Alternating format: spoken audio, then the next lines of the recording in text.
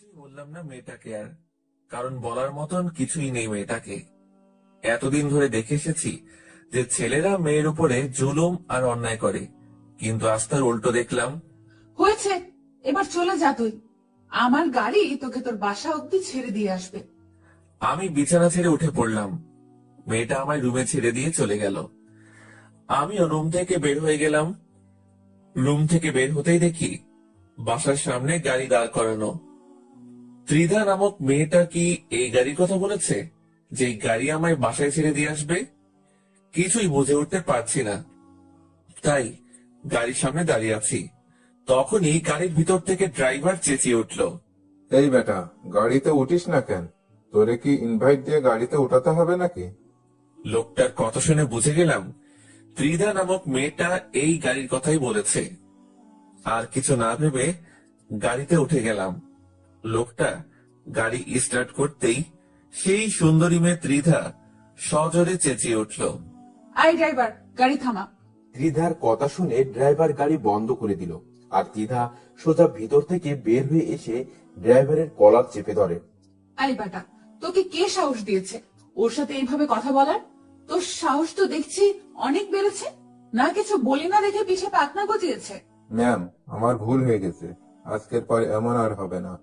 আজকের মতো সাবধান করে দিলাম, পরের বার থেকে ওর সাথে যদি কোনো ধরনের বাজে ব্যবহার করিস তাহলে সোজা পিঠের চামড়া উঠিয়ে ফেলবো। মনে রাখবি, সে আমার অনেক কাছের মানুষ। মেয়েটার এমন ধারা আচরণ দেখে বেশ অবাক হলাম, কিন্তু কিছু না বলে গাড়িতে উঠে গেলাম। ড্রাইভার গাড়ি ড্রাইভ করে আমায় বাসায় ছেড়ে দিয়ে আসলো। আমি বাসায় নামতেই দেখি মুন্না দাঁড়িয়ে আছে। কি রে, তুই এতটা সময় কোথায় ছিলি? আর তোর ঠোঁটের এই অবস্থা কেন? আরে একটা সমস্যা হয়েছে, তাই সেটা সেরে আসলাম। কি সমস্যা? শহরে আসলি 2 দিন হলো না, তার মাঝে সমস্যায় জড়িয়ে গেলি? আরে না, তেমন কোনো সমস্যা না। আচ্ছা বাদ দে এখন ওসব কথা, আগে বল কলেজের কি অবস্থা। আমি অ্যাডমিশন করিয়ে দিয়েছি তোকে, কাল থেকে কলেজ শুরু করিস। আচ্ছা। বাট একটা কথা মাথায় রাখিস, কলেজে অনেক সমস্যায় পড়তে হবে তোকে। একটা মেয়ে আছে কলেজে, সে খুব ডেঞ্জারাস। আর তাছাড়া সিনিয়র কিছু আছে যারা অল টাইম র্যাগিং দেয়, তাদের থেকেও একটু সাবধানে থাকিস। আর পরোক্ষভাবে কারোর সাথে ঝামেলা করিস না। আরে সমস্যা নেই, আর আমি কার সাথে ঝামেলা করব? আমার পোশাক আশাক দেখলেই তো মানুষ আমার থেকে অনেক দূরে সরে যাবে। আমার মতন ছোট লোকের সাথে ওসব কেউ করবে না। আকাশ, তুই নিজেকে এতটা ছোট করিস কেন? হ্যাঁ, তুই কি মানুষ না নাকি? আর তাছাড়া তোর সাথে আজ 1 বছর ধরে পরিচয় আমার। আমি জানি তুই মনের দিক দিয়ে অনেক বড়, সো নিজেকে একদম ছোট করবি না। আচ্ছা ঠিক আছে। তারপর মুন্নার সাথে অনেকটা সময় বাসায় বসে আড্ডা দিলাম। তারপর সে চলে গেল। আর সবার তো মোটামুটি আইডিয়া হয়েই গিয়েছে যে আমি এই শহরে নতুন। তাহলে আসুন পরিচয়টা দিয়ে আর একটু ক্লিয়ার করে দেই। আমার নাম আকাশ মাহমুদ, অনার্স 2য় বর্ষে পড়াশোনা করছি। পরিবার বলতে কেউ নেই আমার, তবে মানুষের কাছে এটুকু শুনেছিলাম যে আমার মা আর বড় বোন নাকি বেঁচে আছে। তবে তারা কোথায় থাকে কেউ জানে না, তাদের কোনো ঠিকানাই কারোর কাছে নেই। আমি ছোট থেকে একজনের কাছে মানুষ হয়েছি। তিনি আমার মায়ের মতোই ছিলেন, কিন্তু কিছুদিন আগে তিনি মারা গিয়েছেন। তাই সেই শহর ছেড়ে এখানে চলে এসেছি, কারণ সেই শহরটা আমার জন্য যন্ত্রণাদায়ক হয়ে উঠেছিল। আর বাকি সমস্ত কিছু গল্পের সাথে থাকলেই জানতে পারবেন। সেদিনের মতন রাতটা কাটিয়ে দিলাম। পরের দিন সকালবেলা ঘুম থেকে উঠে মুন্নার অ্যাডমিশন নিয়ে দেওয়া কলেজে চলে গেলাম। যেতে যেতে মুন্নার সাথে যোগাযোগ করে নিয়েছি। সেও আমার সাথে একত্রে কলেজে যায়, কারণ সেও আমার ক্লাসমেট। মুন্না আর আমি কলেজের গেট দিয়ে ঢুকবো, ঠিক তখনই কয়েকজন ছেলে এসে মুন্নাকে ধাক্কা দিয়ে ফেলে দেয়। এই ছেলে, তাড়াতাড়ি এখান থেকে চলে যা। কলেজে নতুন মুরগি এসেছে, তাই তাকে র্যাগিং দিব। আর তুই যাতে কোনো রিয়াক্ট না করিস, তাই আগ থেকেই পানিশমেন্ট দিয়ে দিলাম। ছেলেগুলোর কথা শুনে মুন্না সেখান থেকে চলে গেল। মুন্না যেতেই ছেলেগুলো আকাশকে ঘিরে ধরলো। কি রে, ছোট লোকের বংশধর, তুই এই কলেজে চান্স পেলি কি করে রে? তোর জামা কাপড়ও তো আমাদের মতো অতটা হাই কোয়ালিটির না। আমি চুপচাপ নিচের দিকে তাকিয়ে দাঁড়িয়ে আছি। কিরে, তোর কথা কানে যাচ্ছে না? হ্যাঁ, কথার জবাব দে। আকাশ কোনো কথা না বলায় ঠাস করে আকাশের গালের মধ্যে চড় বসিয়ে দেয় সেই ছেলেটা। আকাশ থাপ্পড় খেয়েও চুপ, সে গালে হাত দিয়ে দাঁড়িয়ে আছে। যাক, সম্মান দিতে জানিস তাহলে। কথা না বলায় একটা থাপ্পড় মেরেছি, কথা বললে আরো কয়েকটা খেতি। চুপচাপ থাকায় একটাই থাপ্পড় মারলাম। তবে তুই এই কলেজে আসায় আমাদের একদিকে লাভ হয়েছে, কারণ আমরা একজন পার্সোনাল কাজের ছেলে পেয়ে গেছি। তোকে যখন তখন কাজে লাগাতে পারবো। এই, কি বলিস তোরা? হ্যাঁ দোস্ত, তুই ঠিক বলেছিস। এই শোন, আজ থেকে তুই আমাদের কর্মচারী। আমাদের জন্য সব সময় নাস্তা পানি আনা নেয়া তুই এই করবি। আর এখন শোন, আমার পা অনেক ব্যথা করছে, পা গুলো টিপে দে দেখি। ছেলেগুলোর কথা শুনে মেজাজটা চরম লেভেলের খারাপ হচ্ছে, কিন্তু কিছুই করার নেই। র্যাগিং করতে বাধা দিলে আরো সমস্যা করবে, তাই চুপচাপ ওদের কথা মেনে নিলাম। ছেলেটার পা টিপে দেওয়ার জন্য মন স্থির করলাম। ঠিক তখনই কয়েকটা মেয়ে এসে ছেলেগুলোকে বলল, এই যে শোনেন ভাইয়ারা, আপনারা ওকে কোনো ধরনের র্যাগিং দিবেন না, কারণ সে ত্রিধার অনেক কাছের লোক। ত্রিধার কাছের লোক হলে আমরা কি করব? মুরগি হাতে পেয়েছি, তাকে র্যাগিং না দিয়ে থামবো না? আর তাছাড়াও এই ছোট লোক ত্রিধার কাছের মানুষ হয় কি করে? আমরা এইসব বানোয়াট কথা বিশ্বাস করি না। ত্রিধা এসে যদি এই কথা বলে যে সে তার কাছের লোক, তাহলে আমরা তাকে ছেড়ে দিব।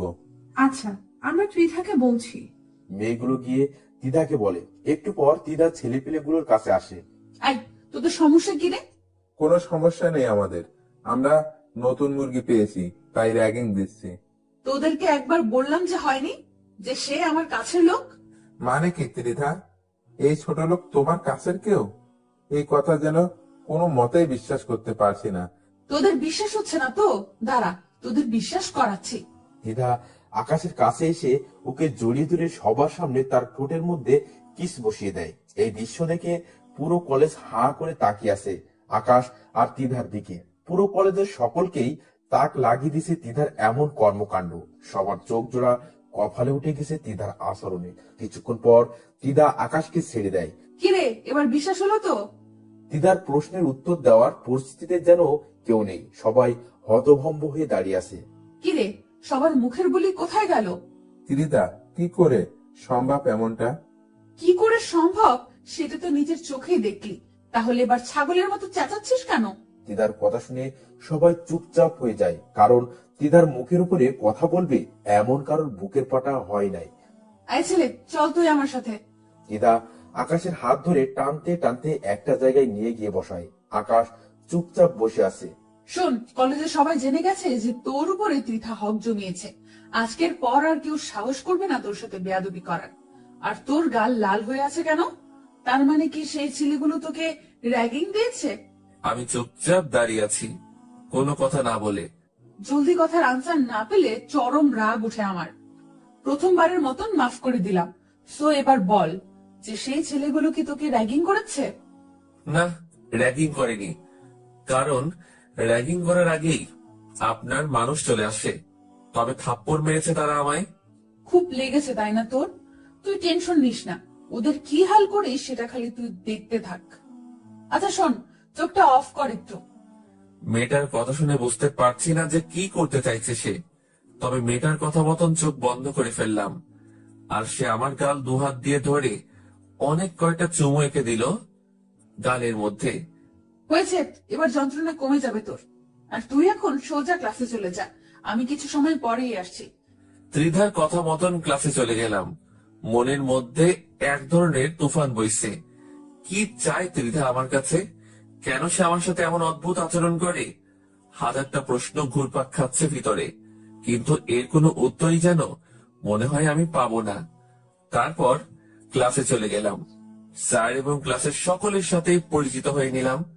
সবাই আমার দিকে চোখ পাকিয়ে তাকিয়ে আছে আমার ড্রেস আপ দেখে। আমি লজ্জায় মাথা নুইয়ে রেখেছি। স্যার ক্লাস করতে শুরু করেছে। আজ কলেজের প্রথম দিন, কেমন যেন বেখাপ্পা লাগছে সবকিছু। তবে আশা করি সেটা সময়ের সাথে সাথে চলে যাবে।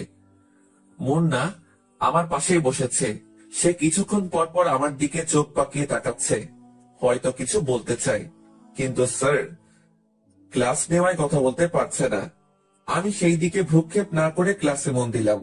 কিছু সময় ক্লাস করার পর হুট করে সেই মেয়েটা আমাদের ক্লাসে আসে। সেই মেয়েটা বলতে ত্রিধা আর কি। তারপর সে এসে স্যারকে বলে, স্যার, আমার কিছু কথা বলার আছে সবার উদ্দেশ্যে। হ্যাঁ ত্রিধা, বলো। সবাইকে উদ্দেশ্য করে বলতেছি, এই সেকশনে একটা নতুন ছেলে এসেছে যার নাম হলো আকাশ। সে আমার প্রিয় মানুষ। ওর সাথে ইটিস পিটিস করার চেষ্টা করবে না কেউ। আমি যদি জানতে পারি যে কেউ ওর সাথে উল্টাপাল্টা কিছু করার ট্রাই করেছে, তাহলে সোজা মেরে কোমায় পাঠিয়ে দেবো। দিদার কথা শুনে একজন বলে ওঠে, যে না পোশাক আশাকর, ওকে দেখতে তো ছোট লোকের মতো মনে হয়। ওর সাথে কে ওসব করতে যাবে? মেয়েটার কথা শুনে দিদার চরম পর্যায়ে রাগ উঠে যায়। সে সোজা এসে মেয়েটার গালে ঠাস ঠাস করে কয়েকটা থাপ্পড় লাগিয়ে দেয়। আই মে, নিজেকে কি মনে করিস? হ্যাঁ, তার পোশাক আশাক তোদের মতো নামে দামি না দেখি কি সে মানুষ না? নাকি তোরা টাকার গরমে আসমানে চলাফেরা করছিস? কোনটা? দিদার ধমকে মেয়েটা চুপ হয়ে যায়। কিরে, কথা বলছিস না কেন? আমার ভুল হয়ে গেছে। এবারের মতন মাফ করে দিলাম। সবাইকে আবারও বলছি, সে যেমনই হোক না কেন, সে আমার প্রিয় বান্দা। ওর দিকে কেউ আঙুল তুললেও তার আঙুল আমি ভেঙে দেব। আর তোমরা সবাই ওর দেখাশোনা করবে, কারণ আমি এই সেকশনের স্টুডেন্ট না। তাই ওর দেখাশোনা করতে একটু সমস্যা হবে, তাই তোমাদের দায়িত্ব দিয়ে গেলাম। সবাই ওকে দেখে রাখবা। আই ছেলে শোন, ক্লাস শেষে আমি কলেজের গেটে অপেক্ষা করব। তুই বাসায় যাওয়ার আগে একবার আমার সাথে দেখা করে যাবি। তো বন্ধুরা, এতক্ষণ ধরে গল্পটি শুনেছো। গল্পটি তোমাদের কাছে কেমন লাগছে? যদি গল্পটি ভালো লেগে থাকে এবং এ ধরনের গল্প আরো শুনতে পছন্দ করো, তাহলে এক্ষুনি নিচে থাকা সাবস্ক্রাইব বাটনটি টিপে আমাদের পরিবারের একজন সদস্য হয়ে যাও এবং গল্পটি কন্টিনিউ করো। আর হ্যাঁ, একটি সুন্দর কমেন্ট করতে কিন্তু ভুলবে না। দিদা সবার উপরে তার হুকুমত চালিয়ে চলে গেল। এদিকে ক্লাসের সবাই এবং স্যার সহ টাসকি খেয়ে আছে দিদার কথায়। কারোর মুখে কোনো সাউন্ড নাই, আর সাউন্ড করবেই কি করে? দিদার কথায় পুরো ক্যাম্পাস চলে। দিদার কাছে কলেজের সিনিয়ররাও র্যাগিং খায়। ক্লাসরুমটা পুরো নিস্তব্ধ হয়ে গেছে মুহূর্তের মধ্যে। স্যার ক্লাসের পরিবেশ ফিরিয়ে আনতে লেকচার দেওয়া শুরু করে। সবাই স্যারের লেকচার শোনায় মন দেয়। দেখতে দেখতে অনেক কয়টা স্যার এসে এসে ক্লাস শেষ করিয়ে গেল।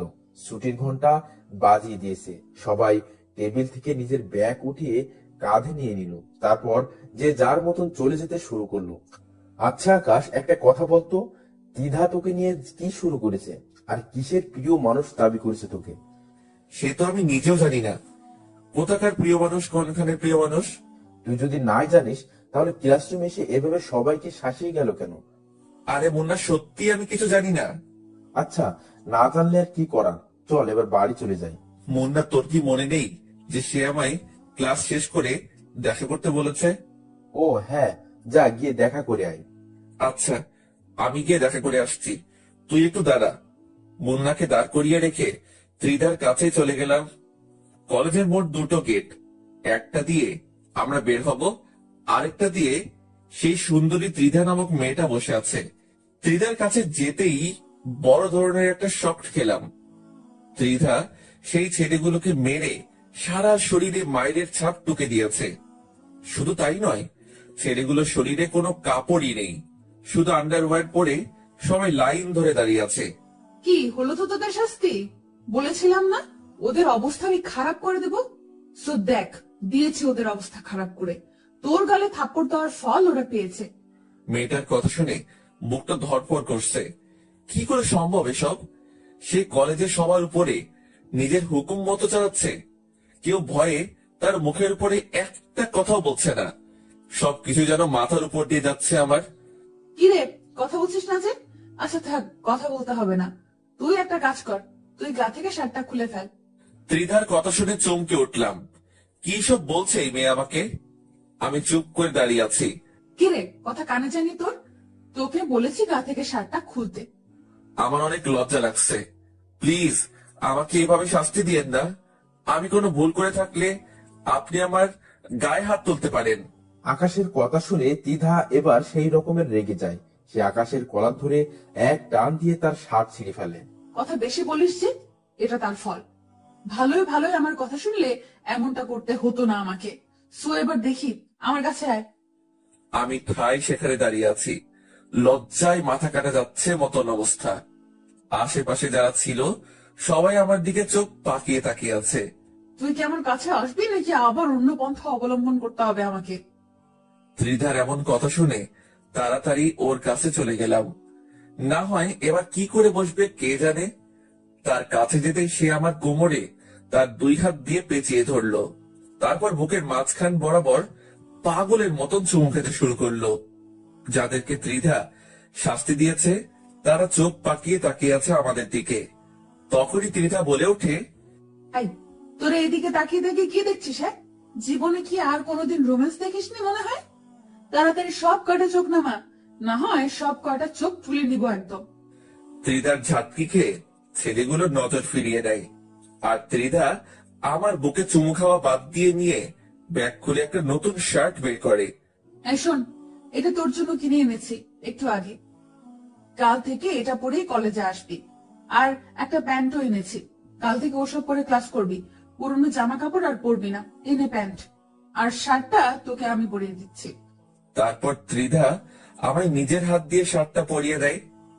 আমার ভিতরে যেন প্রবল বেগে তুফান বইছে। মেয়েটা কেন এসব করছে? সে আমার কাছ থেকে কি চায়? এই ছেলে, এত কি ভাবছিস? হ্যাঁ, ত্রিধার কথায় হুঁশ ফিরে আসে। না না, কিছু না। কিছু না হলেই ভালো। এবার দেখি, আমার পাশে এসে বস। চুপচাপ তার পাশে গিয়ে বসলাম। তার পাশে বসতেই সে রোমান্টিক ভাবে আমার কাঁধে মাথা রেখে হেলান দিয়ে বসে। মেয়েটার আচরণ দেখে আমি যেন কোনো এক শূন্য মহাশয় ভাসছি, যেখানে কোনো কিছুর অস্তিত্ব বেশ নেই। কয়েকদিন ধরে লক্ষ্য করছি মেয়েটা আমার টুংটাং করা গিটারের শব্দ খুব মনোযোগ দিয়ে শুনছে। মানে শোন না, দূরে বসে মাফ হোক, করে দেবো। আড়ালে কিংবা সম্মুখে এসে শুনছে। মনে হয় মেয়েটি ব্যালকনিতে এই একটি মাত্র কারণেই আসে। আর আমার গিটারের টিউন মেয়েটির ব্যালকনি থেকে বেশি শোনা যায়, কেননা বিকেল ছাড়া অন্য কোনো সময়ে মেয়েটিকে ব্যালকনিতে দেখা যায় না। কুকরানো কুকরানো চুল আঙ্গুল দিয়ে পেঁচিয়ে আকাশের দিকে ধ্যানমগ্ন হয়ে এক নজরে তাকিয়ে থাকে মেয়েটি। মেয়েটির চেহারায় এক অদ্ভুত মায়া আছে। আমিও তাকিয়ে দেখছি মেয়েটিকে। পাশাপাশি বিল্ডিং এ থাকি আমরা, তবে এর আগে কখনো মেয়েটিকে দেখিনি। মনে হয় বেড়াতে এসেছে, নয়তো নতুন ভাড়াটিয়াও হতে পারে। আচ্ছা, মেয়েটি কি আমায় পছন্দ করে, নাকি শুধু আমার গিটারের ওই টুংটাং শব্দকে? ধুর, আমাকে কেন পছন্দ করবে? আমাকে পছন্দ করার মতো কোনো কারণ দেখি না। সেই গিটারের শব্দকেই পছন্দ করে। বেশ কিছুদিন থেকেই দেখছি মেয়েটাকে পাশের বিল্ডিং এ। তা প্রায় মাসখানেক তো হয়েছে। মাসখানেক হয়ে গেল মেয়েটির মতিগতি কিছুই বুঝতে পারছি না। চোখাচোখি হলেও মেয়েটি চলে যায়। এটার মানে কি তাহলে? একদিন জানালার পর্দার আড়ালে লুকিয়ে থেকে মেয়েটির অনুভূতিটা পরীক্ষা করছি। মেয়েটি ঠিকই ব্যালকনিতে এসে কিছুক্ষণ থেকে আবার চলে গেল। হয়তো ভেবেছিল আমি গিটার নিয়ে বসবো, নয়তো আমাকে সে দেখবে। কিন্তু আজকে তো আমি আড়ালে বসা। মেয়েটি আমাকে দেখতে না পেয়ে চলে যায়। আর যাওয়ার সময় মেয়েটির মুখটাতে অভিমানের ছায়া দেখতে পেলাম। আমাকে আরো একটু পরীক্ষা করতে হবে। মেয়েটি হয়তো আমার গিটারের শব্দের পাশাপাশি আমাকেও পছন্দ করতে শুরু করেছে। এভাবে করে ঠিক 4 দিন মেয়েটির পরীক্ষা করলাম। এই 4টা দিন তার চেহারায় হাসির ফোয়ারা দেখতে পেলাম না। তার মানে মেয়েটি আমাকে মন থেকেই খুঁজেছে। আহা, শান্তি লাগছে। আমার আর বুঝতে বাকি রইল না, মেয়েটি ঠিকই ব্যালকনিতে বিকেল বেলায় আমার জন্যই আসে। মানে আমার গিটারের টুংটাং শব্দটা শুনতেও। সবকিছু মিলিয়ে বুঝলাম মেয়েটা আমাকে পছন্দ করে। 5ম দিন আমি গিটার নিয়ে ব্যালকনিতে হাজির হলাম, কিন্তু মেয়েটিকে দেখতে পেলাম না। হায় হায়, মেয়েটি কই? প্রায় অনেকক্ষণ মেয়েটির জন্য অপেক্ষা করলাম। মেয়েটা কি আসবে না? আরো জোরে বাজাতে শুরু করলাম, কিন্তু তবুও কোনো খোঁজ নেই। মনে হয় আমার গিটারের আওয়াজ ওর শ্রবণকে স্পর্শ করেনি। আজ মনে হয় আর আসবে না। রুমে যেই ঢুকতে যাব অমনি মেয়েটি হাজির ব্যালকনিতে। আহ, কি শান্তি! খুব অস্থির লাগছে মেয়েটিকে হঠাৎ করেই। চুলগুলো এলোমেলো। আমাকে মনে হয় কিছু বলতে চাইছে। অনেক কথা চাপা করে রেখেছে বোধ হয়। কেন আমার এমন মনে হলো?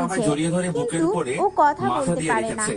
ঠিক আচ্ছা, তখনই পাখিরা কি মুন্না মানুষের কথা ঘরের বুঝে? মধ্যে প্রবেশ করে। হ্যাঁ, বুঝেই তো। ত্রিধা আসায় কারণ সেই যে আমি দরজা যখন খুলেছি ওর সাথে আর কথা বলি লাগাইনি, তখন ও মুন্না আসার চুপটি সময় করে হাতে করে আমার কথা শোনে। নাস্তা নিয়ে ও এসেছিল। একটুও সে শব্দ ত্রিধাকে করে দেখে না। নাস্তাগুলো জানেন, সেইভাবেই আমি কথা ঘরের বলার মধ্যে ফেলে সময় রেখে কথার এক মাঝখানে দৌড়ে যদি কেউ ঘর কথা ছেড়ে বলে পালিয়ে যায়। আমার এই খুব বেয়াদব বিরক্ত ছেলে, লাগে, ওই ছেলে তোর বাসায় একদম কেন ভালো এসেছে? লাগে না।